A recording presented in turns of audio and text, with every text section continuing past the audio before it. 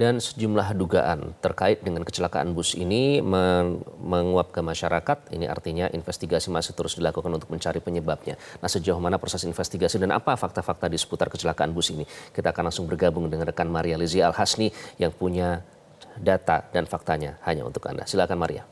Baik, terima kasih Iqbal dan juga pemirsa. Seperti yang kita ketahui memang sebuah bus yang mengangkut rombongan siswa SMK Lingga Kencana Depok mengalami kecelakaan di Kecamatan Ciater, Subang, Jawa Barat. Kecelakaan ini terjadi pada Sabtu lalu sekitar pukul 18.45 waktu Indonesia Barat. Kejadian terjadi di Ciater, Subang. Dan peristiwa itu melibatkan 5 kendaraan, mulai dari bus Transputra Fajar, sebuah minibus, serta 3 motor. Sebanyak 11 orang menjadi korban jiwa dalam insiden ini. Berikut akan kami hadirkan fakta-fakta yang akan kita simak dalam laka bus siswa yang berulang. Untuk fakta yang pertama pemirsa, kita akan membahas mengenai hasil olah TKP kecelakaan bus siswa SMK Lingga Kencana yang memang baru-baru ini terjadi. Jadi memang pada saat ini pemirsa hasil TKP sementara dari Korlantas Polri adalah bus oleng hingga tabrak 3 kendaraan. Dan ini bus Transputra Fajar saat itu memang sedang melaju dari arah selatan menuju utara. Setibanya di lokasi dengan medan jalan yang menurun saat itu bus dilaporkan oleng. Kemudian menabrak mobil minibus serta sejumlah motor di lokasi kejadian. Bus tersebut baru berhenti setelah menabrak tiang di bahu jalan dari arah Subang menuju Bandung. Dan insiden kecelakaan maut itu pun ikut terekam kamera amatir warga dan videonya pun juga tersebar di beberapa platform. Dan juga pemirsa, remblong ini sempat diperbaiki hingga 2 kali. Sopir bus diketahui sempat memperbaiki rem bus sebelum kendaraan itu terguling di Subang. Nah, 2 kali berhenti pada saat istirahat makan, sopir ini sampai mendatangkan mekanik untuk memperbaiki rem. Berarti kan sejak awal kondisi bus ini sudah tidak layak.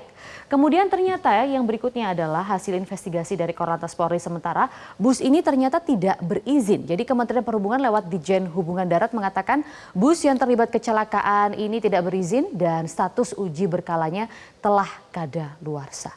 Kemudian bagaimana dengan korban yang ada di kecelakaan bus siswa SMK Lingga ini? Jadi korban luka dan meninggal. Tercatat pemirsa ada 11 orang yang menjadi korban jiwa dalam insiden ini. 9 pelajar, seorang guru hingga seorang pengendara motor termasuk korban di dalamnya. Total memang ada 64 korban ya kecelakaan. Jadi 11 orang meninggal dan 53 orang lainnya ini adalah korban luka-luka. Kemudian di fakta berikutnya, bagaimana dengan rencana penyelidikan penyebab kecelakaan bus yang akan dilakukan oleh KNKT? Karena memang Komite Nasional Keselamatan Transportasi atau KNKT ini akan melakukan investigasi kecelakaan bus pariwisata Transputra Fajar yang mengangkut rombongan siswa SMK Lingga ini. Pihaknya telah membentuk tim untuk menginvestigasi penyebab kecelakaan bus. Untuk fokus investigasi juga memang akan lebih mengarah kepada fungsi kelaikan pada bus agar ke depannya tidak lagi mengalami kendala teknis seperti ini. Jadi yang pertama adalah jenis bus yang digunakan itu akan menjadi cara investigasi yang pertama kali dilakukan, kemudian medan jalannya seperti apa, dan yang ketiga juga akan mencari sebanyak-banyaknya keterangan saksi mata untuk menemukan gambaran penyebab dari kecelakaan. Kemudian pemirsa, permasalahannya ya sejumlah kecelakaan bus pariwisata sejak 3 tahun terakhir kerap kali terjadi. Penyebabnya kebanyakan adalah soal kelaikan armada bus itu sendiri seperti remblong itu banyak sekali terjadi. Bahkan KNKT mengatakan ada 90% bus kecelakaan itu selalu akibatnya adalah karena remblong. Kemudian armada yang sudah cukup lama dan lain sebagainya. Faktor berikutnya adalah biasanya karena kurang berkualitasnya sopir bus seperti kurang hati-hati, mengantuk dan lain sebagainya. Berikut akan kami tampilkan data kecelakaan bus pariwisata yang kerap kali berulang sejak 3 tahun terakhir. Jadi yang pertama pada 4 Desember 2022 ini di Magetan, Jawa Timur, bus terjun bebas ke jurang sedalam 15 meter.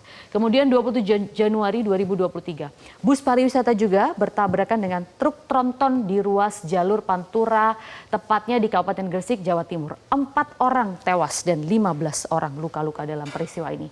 Kemudian pemirsa, masih ada lagi sejumlah data kecelakaan bus pariwisata Kita akan tampilkan pada tanggal 6 Februari 2024 kecelakaan bus pariwisata di Bantul, Daerah Istimewa Yogyakarta, 13 penumpang orang tewas dan 47 lainnya luka-luka.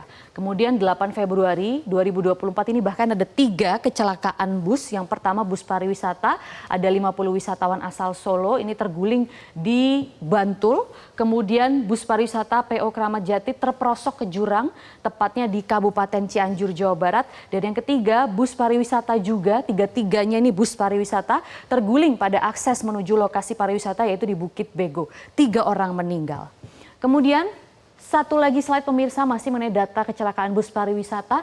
Pada tanggal 3 Maret 2024, bus pariwisata rombongan pelajar asal Labuhan Batu menabrak tiang listrik dan pagar markas Kodim 0208 Asahan.